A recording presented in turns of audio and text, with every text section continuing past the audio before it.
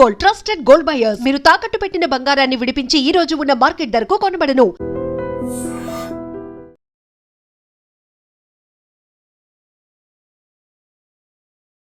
Cyber మోసాల మీద అప్రమత్తత కలిగించే విధంగా అధికారులు చర్యలు చేపడతా ఉన్నారు. రాజన్న సిరిసిల్ల జిల్లాలో ఈ భారీ ర్యాలీ, అవగాహన ర్యాలీ అనేది జరిగింది.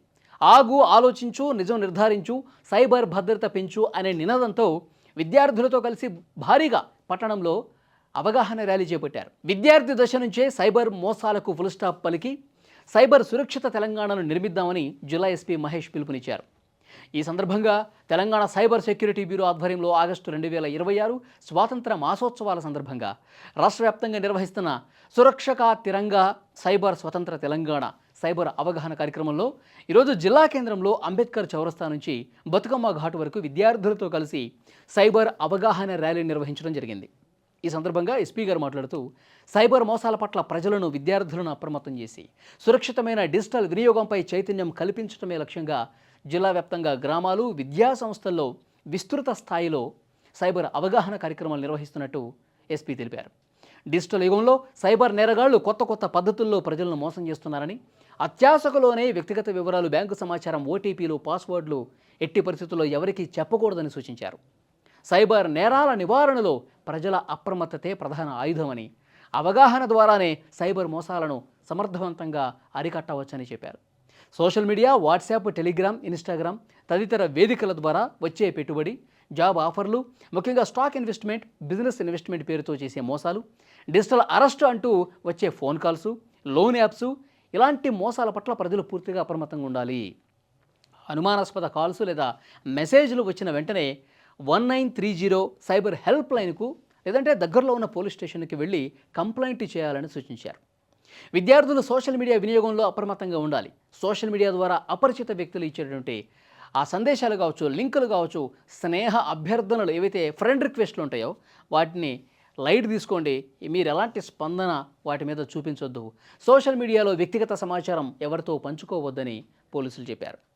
సైబర్ మోసానికి గురైన వెంటనే ముఖ్యంగా గోల్డెన్ అవర్ అంటే ఫస్ట్ 1 అవర్ ఎప్పుడైతే మీకు అనుమానం వస్తుందో, ఎప్పుడైతే మోసం జరిగింది, ఎప్పుడైతే మీ డబ్బులు పోయాయో అప్పుడు వెంటనే ఫస్ట్ 1 అవర్లో 1930 సైబర్ హెల్ప్ లైన్కు కాల్ చేసి లేదా సమీపంలో ఉన్నటువంటి పోలీస్ స్టేషన్కి వెళ్ళి ఏం జరిగిందో చెప్తే ఆ గోల్డెన్ అవర్లో ఫిర్యాదు చేస్తే మోసపోయిన నగదును నిలిపివేసి తిరిగి పొందే అవకాశాలు ఎక్కువగా ఉంటాయని ఎస్పీ గారు చెప్పారు.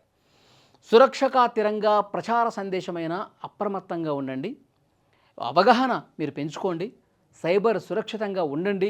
ఇలాంటి 3 అంశాలు ప్రతి ఒక్కరూ ఆచరించాలని ఎస్పీ చెప్పారు.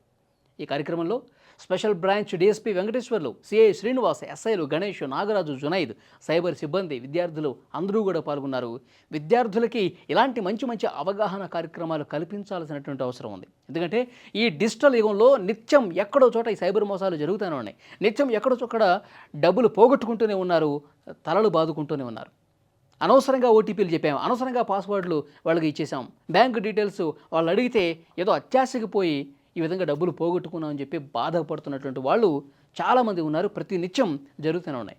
సో కాబట్టి పోలీసులు ఒక మంచి ఇనిషియేటివ్ తీసుకొని చాలా విద్యార్థులతో కావచ్చు, పాఠశాలల్లో, కాలేజీల్లో, ముఖ్యంగా గ్రామీణ ప్రాంత యువత కూడా, ఎందుకంటే ఇలాంటి నేరాల పట్ల వాళ్ళకి తక్కువ అవగాహన ఉంటుంది. సో అలాంటి వాళ్ళకి ఇలాంటి అవగాహన చేస్తే ఇలా ఓటీపీలు అడుగుతున్నారంటే ఏదో ఉంటుంది, నేను చెప్పకూడదు, ఈ కాన్షియస్తో వాళ్ళు ఉంటారు. సో డెఫినెట్గా ఇలాంటి అవగాహన కార్యక్రమాలు పోలీసులు, అధికారులు ఇంకా మరిన్ని చేపట్టాలి. ప్రజలందరికీ అవగాహన కల్పిస్తేనే ఈ సైబర్ దాడుల నుంచి, ఈ సైబర్ మోసాల నుంచి బయటపడగలం.